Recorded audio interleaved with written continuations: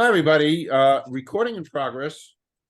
Uh, I've just been chatting. We've been chatting for the last week or two with Dr. Amir Rashidian from Mid-Atlantic Chiropractic Centers in Frederick, Maryland. We met the joys of LinkedIn. It's a wonderful thing, networking. And we discovered lots of synchronicities in our lives. I won't get into that now. But we've just been talking. What a special interview, a chat we're going to have on things that mean so much to me, and you actually just blew me away. We're talking about cholesterol, we're talking about longevity, heart disease, mortality, life expectancy, things that, man, do I love, and weight loss. We're going to talk about that because I read something this morning.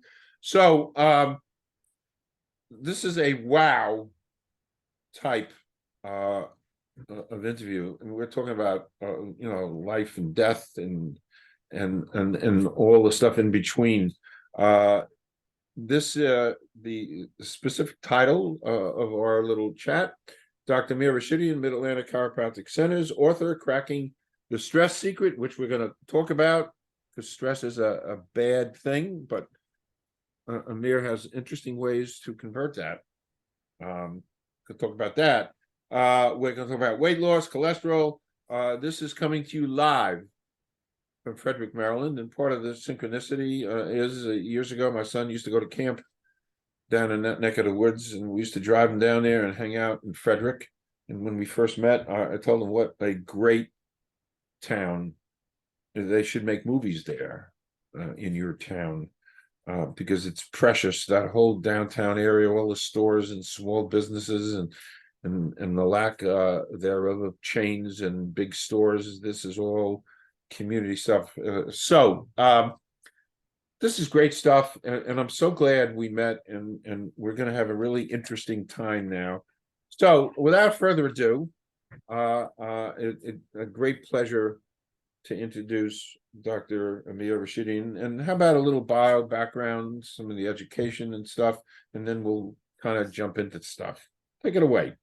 Okay, well, the pleasure is mine. I am honored and thankful and happy to be here with you and all of your audience. Like you said, I'm a chiropractor, born and raised in Iran until 1985. So I did live through the revolution and part of the war, came to America, and we were blessed with certain good fortunes that ended up putting me on the East Coast, and I ended up going to George Washington University, got a Bachelor of Science in chemistry. I got another one in human biology, and then I studied chiropractic in Chicago, just outside of Chicago, for 4 years, and became a chiropractor in the year 2000. So I've been a chiropractor for 23 years.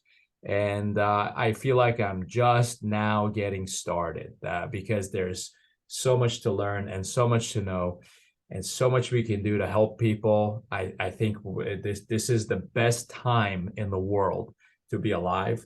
This is the time where the future is bright. We're learning how to get ourselves healthy and stay that way, how to enjoy life more, add years to our life. I'll tell you one thing really quick. The definition of age is not how many years you've been living. It's how many years of happy, productive life you have left. Nobody knows how many years they have left. So first off, we need to enjoy and use every minute of it. But secondly, we need to understand that when you add years to your life by doing the right lifestyle things, you're making yourself younger. You're adding years to your life. So anyways, that's a little bit about me. We'll talk about that. I jump right aboard because all the stuff I read, the longevity thing and the stuff I do, and the productivity, and the fact I became professor at Rutgers University, not a professor, but I was a lecturer, at 74, when people are hanging it up and retiring and drinking prune juice on the front porch in a rocking chair. I'm first beginning my teaching career. So there's something to tie in, and we'll talk about that. I can't wait to talk to you about that.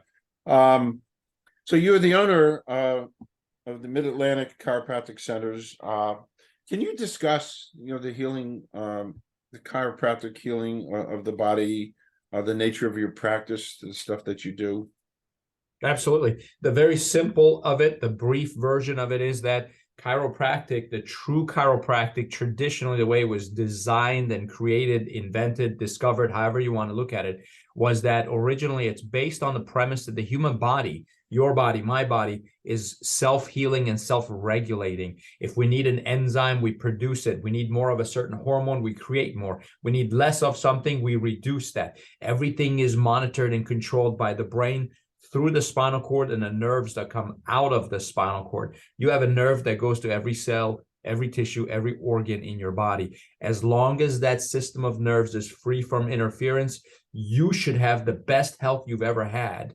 That's considered to be normal. But when there is interference in that system of nerves, whether it's a misalignment in your spine, interference can come in three forms. It can be thoughts, what's in here, trauma, what happens to us physically, and toxins, biochemical stress. And so as long as we remove that interference, we improve health, longevity, function, all of that. So chiropractic, true chiropractic, because it's not about back pain. That's when we get rid of back pain, it's the byproduct of making the body healthier. When you make the body healthier, back pain goes away. So does the neck pain. So does the headache. So does everything else. But our focus is optimize the nerves of the body so you function better. Wow. I want to jump into that. We'll get to that because I subscribe to that. I do subscribe to that. Just parenthetically, before you also in my research, you've done wonderful. You're a business consultant. You've helped so many others. You're of course you're an entrepreneur and opening up these two very successful practices. A little bit about the work that you do as a business consultant. Yeah, absolutely. So it's all about planning. You have to plan ahead. You have to create your core values and stick by them. Do not compromise your values. Decide what you stand for, what you'll fall for. Very, very important. What you live for, what you die for. That's where it starts. You have to do that. And those are your guardrails. Those are your boundaries. And then within those boundaries, you can build a business.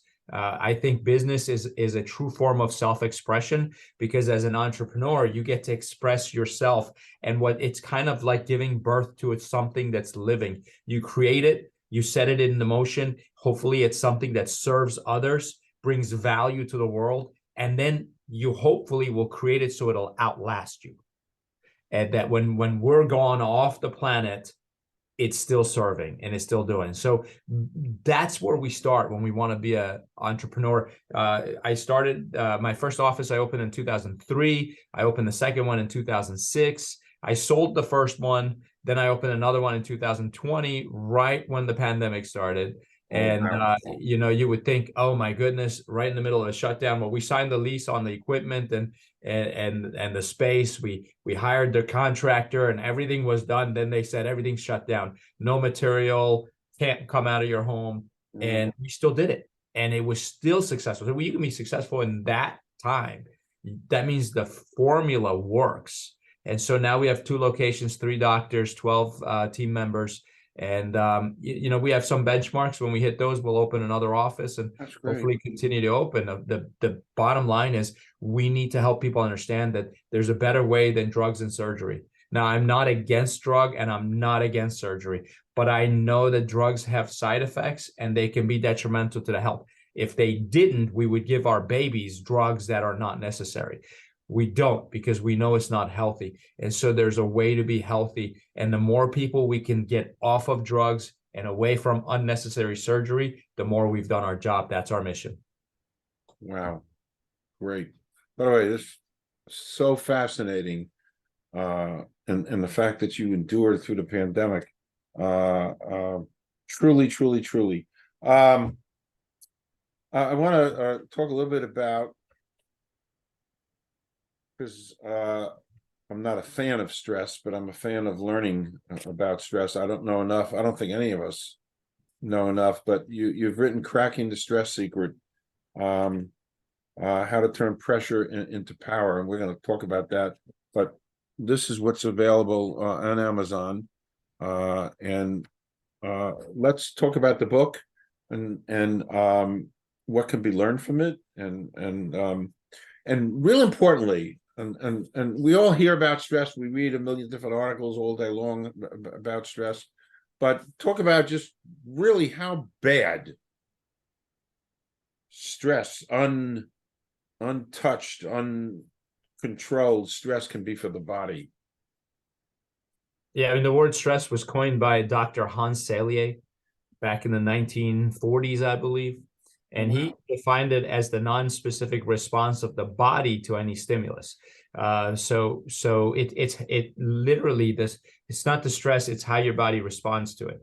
And so stress can be a bacteria, it can be a virus, it can be trauma. However your body responds to it, that's what we're really looking for. So it's about an inside-out approach. And the reason all of this started was because couple of decades ago, my patients were coming to me saying, "Hey doc, if I didn't have so much stress, I'd be healthier." And I kept saying, no, the reason you have so much stress is because you're not healthy.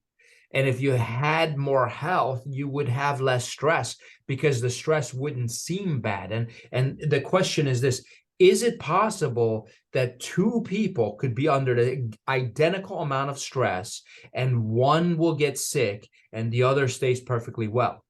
The answer is always yes, because you can have, I mean, a study was done. This was found in a book called Everybody's Normal Till You Get to Know Them.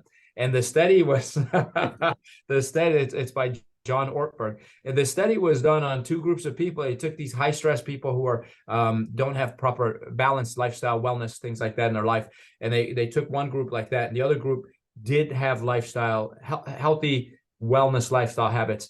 And they injected the two groups with the flu virus. Now, I don't know how they convinced these groups to volunteer for this study, but they injected all of them with the flu virus. Well, the group that was high stress, type A driven, never took time to worry about health and wellness, they were bedridden for 7 to 10 days, sometimes longer, and the other group barely showed symptoms.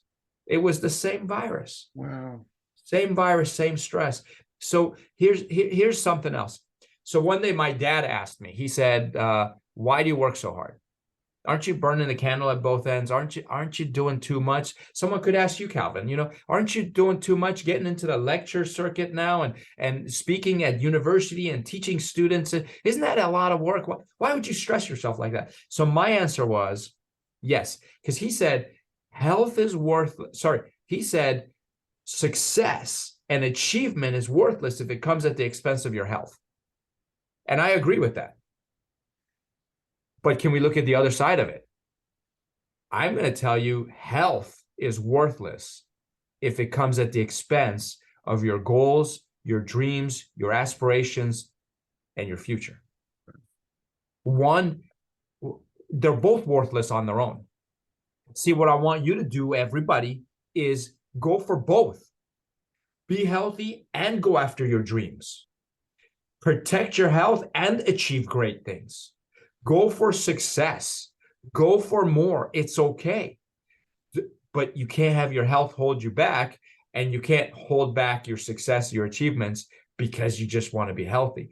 Can you have both? I believe I have both. Does that mean my life is free of stress? Absolutely not. When I had one employee, I thought it was stressful. Oh my goodness, I have to support this person, pay the payroll, whatever. Then you have two employees, you go, okay, that wasn't stressful. This is stressful. And now I have, 15 and two locations that we're managing.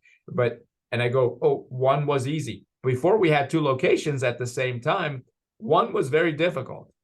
If I ever go back to just one, it's going to seem extremely easy. Why? I'm different. The stress is the same. I grew just like first grade. You're spelling 3-letter words of cat, bat, and hat, and they're hard. You get to 12th grade, spelling 3-letter words is a piece of cake. You don't have to study for that spelling test. You become different. Think about this. Why do people climb Mount Everest? Is it because they want to get their picture at the summit with a flag so they can say they did it? I don't think that's true. I think it's because they endure the stress of getting up there, climbing. How much physical stress is there on your muscles, your body, your joints? Then you're in extreme cold temperatures and you have to survive that. and there's very little oxygen up there. And you have to learn to deal with that as well. But guess what, Calvin, when you come back off that mountain, you are not the person who started going up the mountain. Now you're the kind of person who can withstand a whole lot more stress than you could before. Magic. So the goal is, when you look at, and I've been studying these people who are high achievers, who can do amazing things, who manage a lot of things. Some people look at me that way, but then I look at people who do 1,000 times more than I do in a single day. And I go, how do you do it? Just like people ask me, how do you do it? How do you get on, podcasts and write 2 books and manage 2 locations and have 3 sons and manage your family? You know what? To me, that's not that hard, because I've learned to deal with that stress. I've gotten bigger. And so I've studied high achievers, and I know for a fact they have a different definition of the word stress. They have a different relationship with stress. And here's the crazy part. None of them ever try to reduce stress. They don't reduce it. They just get stronger and handle it better. Wow. So I'll tell you this definition, right? So this is the definition that they have of stress, because we might think, and this was me also, stress is anything that makes you sick. Their definition of stress is that it's a force that causes change in your life. See, stress is like gravity. It can keep your feet on the ground so you don't float away into outer space, but it can cause you to fall and hurt yourself. Stress is like fire. It can burn your hand, or it can cook your food. Stress is like money. Money can fund terrorist activity and lead to tragic deaths of thousands of people, or it can put your children through college. It's the same thing. It's just that money by itself isn't good or bad. Think about anger. Everyone says anger is a bad thing. Yeah, but there's other side to the coin, is that righteous anger makes you move. Righteous anger gives you more energy than, very few other things can. You get tired of being where you are, who you are. You get sick and tired of being sick and tired, and you step out of that. Righteous anger gives you the energy to do that. So anger is not necessarily a bad thing. It's not a good thing. It's what you do with it. Someone will get angry, they'll commit a crime. Someone will get angry, they'll do a good thing. Say, I am ending homelessness in my town because I'm angry at what I'm seeing. So that's stress. Wow. And so you were just talking about something I was going to ask you about. Stress is you just said it. I'm repeating it. Stress is a fuel for success. Yes. To have it and to channel it the right way, it's a fuel, and that's all talked about in here. That's right. But that's what you just said now. How fascinating if you can take that and do it productively. It's a wow. And now what about stress pushing you, taking stress and having it push you out of your comfort zone again to become productive and to accomplish? It's channeling. You really, so this is going to tell you, and this will help you how to channel and how to take these situations of stress. So this is such a guide. It's such a guide, and for life. It really is. If those that can conquer and achieve and take stress and use it as fuel for success, it's a wow. And you teach that. We just need to accept that anything you want in life comes with obstacles and challenges. Let's say you just want to be happier in life because you want to have better relationships. Well, you got to be willing to deal with the stress of those relationships. There isn't a single relationship on the planet that's stress-free. There's going to be stress with it, but you go, okay, I'm going to put up with the stress. I'm going to make sure that stress doesn't hurt me. That only helps me. If you want to grow your family, every child you add to your family, your stress doubles. That's a fact. If you want to go after higher education, well, every degree you add, every letter you add after your name, that probably came with a whole lot of stress, but you did it because you wanted to become better. So whether you want to grow your wealth, your career, your business, you have to be willing to take on the stress. So here's you said comfort zone, right? What you got to do is you got to train for that stress, like a prize fighter trains before they step in the gym, before they step into the ring to fight. Muhammad Ali said a quote. He said, "The fight is won or lost away from witnesses, behind the lines, in the gym, out there on the road, long before I dance under the lights." He's saying, I win the fight before I step in the ring. Because everybody listening, if you live long enough, you're going to be faced with some kind of a health challenge. Something will come up. Most of you have already faced multiple health challenges. Whether you win or lose that fight depends on not how you fight that day, but how you've been preparing up to that moment. Every day of my life is training, because something might come along and I need to be prepared.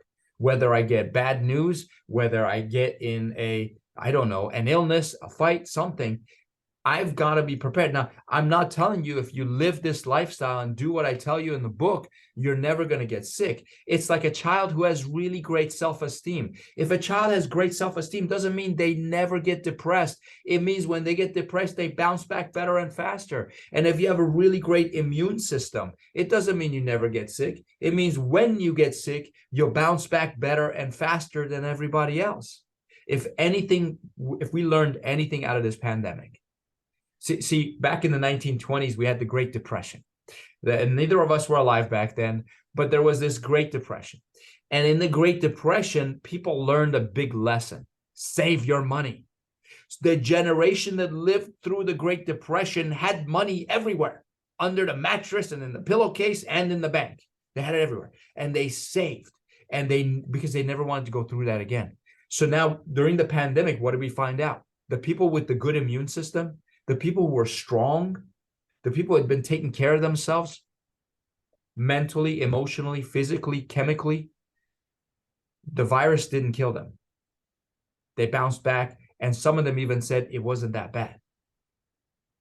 But then, so now what do we learn? Because it's pretty much over. We're past it. We had it for years, but we're past it. What are we going to take from it? Let's boost our immune system. Let's be strong so we're ready for the next pandemic. There will be one. I mean, people don't remember this, but in 1952, we had a polio outbreak, and for 2 years, everything was shut down. But like when this pandemic happened, no one said, oh, we've been through this before. It happened in 1950. They didn't remember because they're not ready. They're not preparing. I want you, if you learn anything from this, start preparing right now just to get stronger, healthier, and I even say get younger. Wow. Just incredible stuff. We have so much more to plunge into.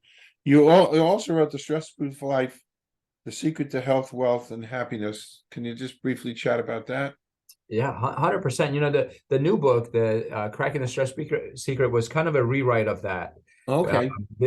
So I kind of took those principles. That one came out, the first one came out in 2016, I believe. And so I realized some of the things were outdated a little bit. So I had a 7-step process in that one. I created a 10-step process in the new one. Okay. The bottom line is, the reason it's called The Secret to Health, Wealth, and Happiness is for this one principle. How healthy you are is determined by how much stress you can safely handle. And how happy you are is determined by how much stress you can safely handle. And then you can extrapolate out to how big your income grows. It depends on how much stress you can safely handle. The people who have larger incomes have more stress. And if they don't handle that stress properly, they lose their wealth. That's been proven. Okay. Ooh. Okay. Now, moving on. We just talked about this. And we're going to talk about the secrets of weight loss. And I want to say something. I read a ton of articles. I read a ton of articles all the time. Today, I saw something, CNN came across my thing, and it said there was a study, I think, done in Australia with 17,000 people. I just mentioned this to you, Amir. And it concluded that older people who lose weight, they're more they become a greater risk.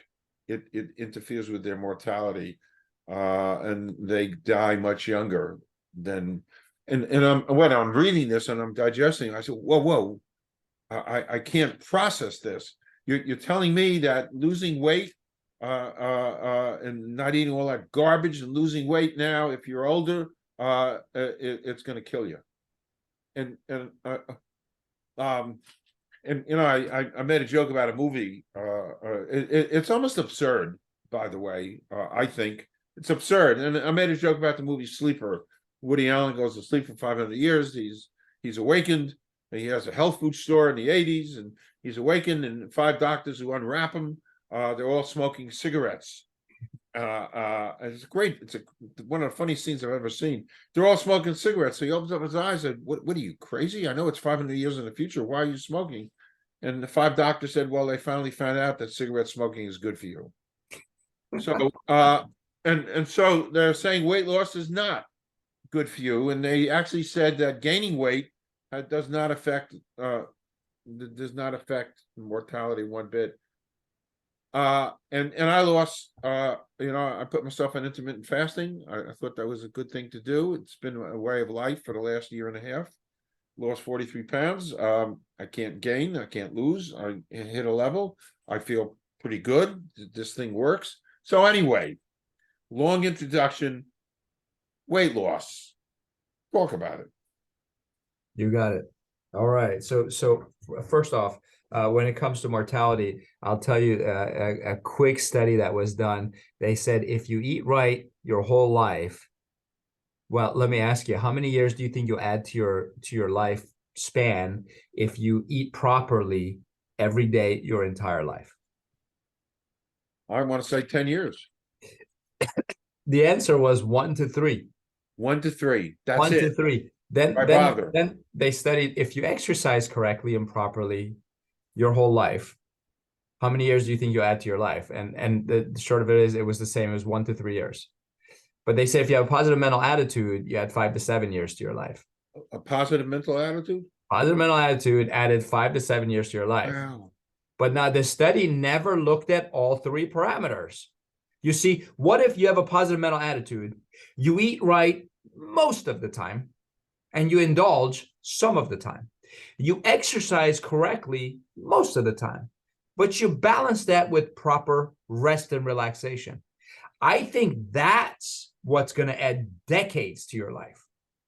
And the problem with the study that they're citing in this article today is that they're looking at one parameter. Now, what if I don't lose any weight, but I smoke and drink?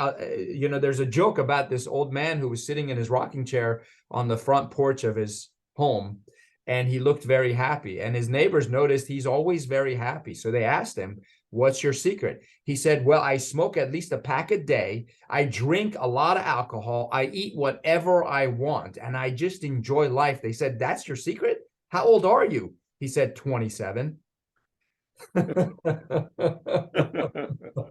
So we can't, there's not one thing that we need to look at. The reason this study says weight loss can cause mortality or increase morbidity is because when you're over 40 years old, and I would assume both of us are, when you're over 40 years old, it's hard to lose fat without losing muscle and bone. So every pound that we lose, about 50 to 90% of it is bone and muscle. That's why I usually advise my patients who are obese, not just a little overweight, obese. So if you're going to lose weight, you have to do it slow. You have to do it in a calculated fashion. What we're going to do is we're going to figure out what you're eating every single day. And what we're going to do is cut that by a tiny fraction. And you're going to weigh yourself every single day. You will start losing weight. And let's say you only lose a pound a month.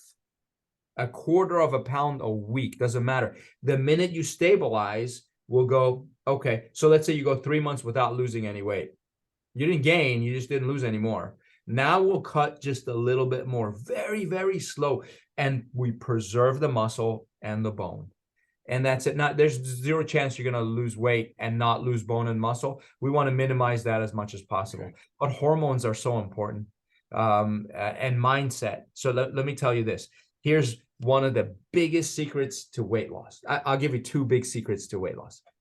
And they're easy, and everybody here listening can do this immediately. Number one, so Calvin, I know you've traveled to a lot of places. You've been to Israel. You've probably been to Europe. Did you ever spend time in France? No, not really. Okay. No. So I was in Paris for about 3 weeks, and I got to hang out with the locals. So not the touristy stuff, although I did some of that too, but I got to stay with locals, eat with the locals. And what you'll notice when you're in France is that the French are immune to obesity and heart disease. But every meal they eat has wine, cheese, and bread in it. So why is it that they can eat wine, cheese, and bread and not get fat and not have heart disease? And if you see someone who's overweight, they're usually a tourist from another country. They're not the French. So this is what I noticed when I was there. They eat with a different mindset. It's not what you eat, it's how you eat. And I wrote about this in the book. It's more important how you eat than what you eat. So here's an example. Let's say I'm in my car. I'm driving to work. And I'm late. I'm stuck in rush hour traffic. And where you are, there's even worse traffic than there is around here. And I'm on the phone talking to, let's say, a business associate and trying to make a deal. While I'm in the car, while I'm driving, while I'm late, while I'm upset, while I'm in rush hour traffic, and I grab this healthy food. Whatever your definition of healthy food is. Let's say it's the healthiest thing for my body. It's perfect. It's got the right macros, no toxicity, organic, however you want to look at it. And I put it in my mouth and chew it and eat it. That food in the state of mind I'm in becomes poison in my body because I am not in a state to digest properly. Wow. So the food will sit in my stomach. So if you played sports, you know this. Before the big game, the star player would go in the bushes and throw up. Before the big race, the runners would go in the bushes and throw up, because your digestive, under state of fight or flight, which is long stress, hard stress, far stress, your immune system slows down and your digestive system slows down. You don't want to be eating. So in America, we tell our kids in kindergarten, we say, hey, stop talking, eat faster. In France, they tell the kindergartners, hey, stop eating so fast. Talk to your friends. It's the opposite culture.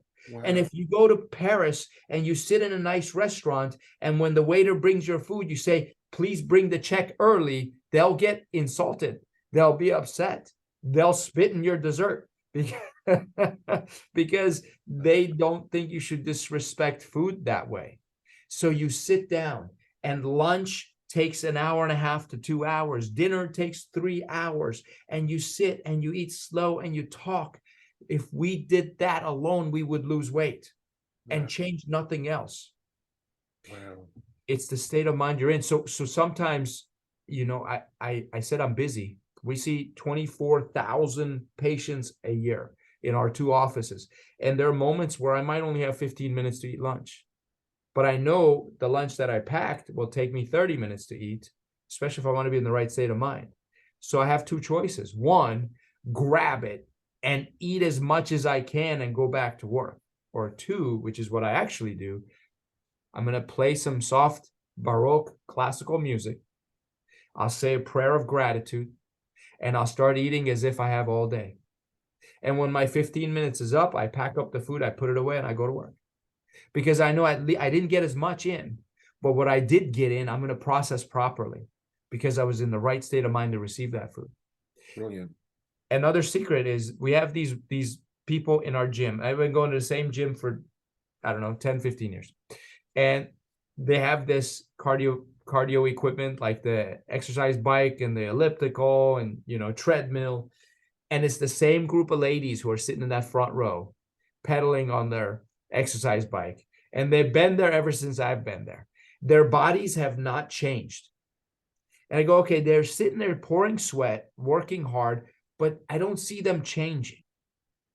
And you go, why? Why aren't they losing weight? They're exercising. Well, first off, you have to do 3 things to exercise, not just one. 3 things to lose weight, not just one. 3 means you approach the 3 dimensions of stress simultaneously: mental or psycho-emotional, physical, and chemical, right? So I don't know if they're eating right. That's one. But also, I see this. They're on that exercise bike, they're reading a magazine, or they're watching the TVs, which means their mind is separate from their body. Well, you can't get results that way. You have to be connected, mind and body, to get the results. Every bodybuilders will tell you, mind-body connection, mind-muscle connection is what makes muscle grow. So the reason you lift weights is so you can focus on the muscle. And when you feel the burn, when you feel the expansion, when you feel the fatigue, that's when the muscle grows. In fact, it's a neurologic response. It's not just a physical response. So if these ladies would stop reading those magazines while they're on the exercise equipment, and while they're pedaling, let's say they would repeat their affirmations of, I'm pedaling so I can be a better human being. I'm pedaling so I can be a better partner, better spouse, better parent. I'm pedaling so that I can build a physique that I'm proud of. And their mind, they're visualizing what they want to see happen in their bodies. They will get exponential results, just like when they're eating. You know, I'm taking notes. You see me writing? No. I'm sitting here listening to you, and I'm actually taking notes. Great. Because this stuff it's so good. This stuff. We're gonna do one more thing, one more topic which we discussed beforehand, and it kind of blew me away. I almost want to say you ruined my day, but I'm teasing you. And I'm saying it now, I'll say it again. Please come back, because you're amazing and delightful and brilliant. Thank you. This is life stuff here to sink your teeth into. It's living life every day, and we need you. So the last thing is to talk about, and again, this just blew me away. And I felt like guilty, and I wanted to loosen my collar when I heard you say this. But to talk about cholesterol and the mystery of heart disease, and I'll preface everything, and I've been on this anti-cholesterol thing. Actually, in 1969, I actually drew something as an artist, and I'll comment. I'll send it to you. But it was an anti-cholesterol picture. That cholesterol is bad for the heart. And it's 1969. I'm in pharmacy school, and I drew that. So I've been laboring my whole life until about an hour ago, chatting with you before we went on air about cholesterol. And I wear this badge of honor, Amir, that says, my cholesterol is 120, 115. And then you casually inform me that that's no good. So take it away. Why isn't that good? Yeah, let's start with what cholesterol is. If you go all the way back to high school biology, we studied the cell, the basic unit of life, and that cell has a membrane. The membrane around that cell is made up of the lipid bilayer, if you remember this, which is triglyceride, chains of triglycerides. And so what we know for a fact is every cell in your body, trillions, I don't know how many trillions, I forget the number, we'll say 40 trillion, 40 trillion cells in each of our bodies. All of them are made up of cholesterol in the membrane being the protective layer outside of the cell. You have the cytosol and the nucleus, the mitochondria, and everything else that's inside of it that makes life possible. But the outside, which allows things to come in and excrete out, that's the lipid bilayer, which is made up of triglycerides. So the actual class. Now, when I was at NIH, National Institutes of Health, I did 2 years while I was still a student. I did 2 years of internships there, and for those 2 years, we did all kinds of different studies and so on. One study I was involved in, we took a group of people and we checked their cholesterol level every day straight for 10, 15 days. And what we found was it fluctuated by 20 points, plus or minus. So today your cholesterol was 120, the next day it was 140. Then it was 100, then it was 120 again, then it was 140, and it constantly changed. So why does it change? Why does it go up and down? It's because it's something that needs to be regulated and monitored. It's like the temperature in your home. You'll raise it when you want it to get warmer, and you'll lower it. It's like the thermostat. So where's that thermostat? That's your liver. Your liver produces cholesterol. Have you ever wondered why diet does not reduce cholesterol? Now, they'll tell you, oh, stop eating eggs. It doesn't matter, because if your thermostat is set for 200 for your cholesterol and you stop eating eggs, your liver will produce more. Right now, your liver produces about 70% of the cholesterol in your body, and the other 30% comes from your diet. If your diet has more cholesterol, your liver will produce less, your number stays the same. If your diet has no cholesterol, your liver will produce all of it, and you'll keep your cholesterol level at the number where the thermostat is set. Why is that? Well, because we all have a need. Now, when we're under stress, there's that word. When we're under stress, there are certain hormones that we need more of. We need more cholesterol. We need more cortisol, which the precursor to is cholesterol. Cortisol, testosterone, estrogen, progesterone, growth hormone, these hormones, every hormone, these are steroidal hormones. The precursor is cholesterol. And so if there's a need for more of those hormones, there's a need for more cholesterol, and your brain will tell your liver, produce more cholesterol. Now, why do they say there's good cholesterol, bad cholesterol? Well, because HDL is high density lipids. The job of the HDL is go through your body and grab all the LDLs and bring them back to your liver to recycle. So they're like the taxis. So we call that good cholesterol because it reduces your LDL, low density lipids. But the LDL is the building block for everything else. So let's say you and I get in a disagreement and you pick up that bat that you used to play baseball with, and you hit me right here in the shoulder really, really hard. And you leave a big giant bruise right here on my shoulder. Guess what? Instantly, my brain tells my liver, we're going to need more cholesterol. Why? Because the membrane of every cell you just damaged is made up of that triglycerides, which is cholesterol. So your liver needs to produce more cholesterol to repair those cells. Wow. And until that bruise is still there, my cholesterol level is going to be much higher. But when the bruise is healed, the cholesterol will come back down. Cholesterol is not a static thing, but you can measure once every 6 months or once a year. It doesn't mean anything. You need to figure out why there's a need for cholesterol, reduce the need for cholesterol, and the cholesterol will naturally come down. Reset your thermostat. Now, what we do is we take drugs. We're going to get a little controversial. So before we get that controversial, I know your attorneys and mine will tell me to do this. Tell everybody, do not stop taking your medication. If it was prescribed by a doctor, you need to follow that doctor's advice. If you choose to stop taking your medication, go to the doctor and tell them you want to stop. Have them help you come off of that medication safely. So disclaimer, done. Now, we take a drug called a statin. A statin will stop your liver's production of cholesterol.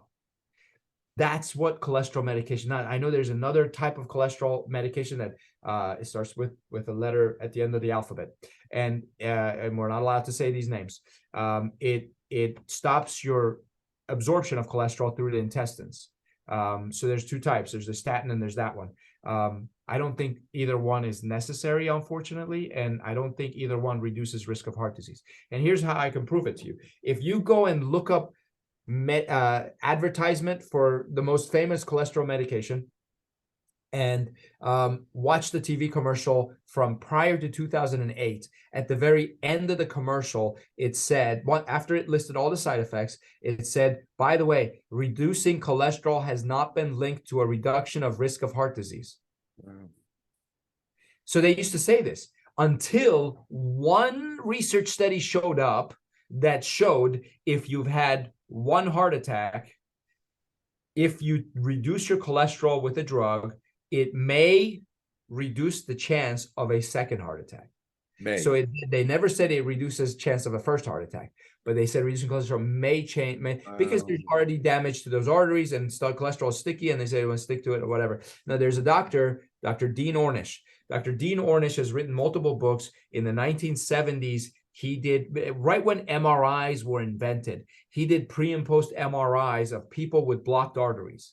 And he's the only man on the entire planet who has been able to reverse plaquing in the arteries.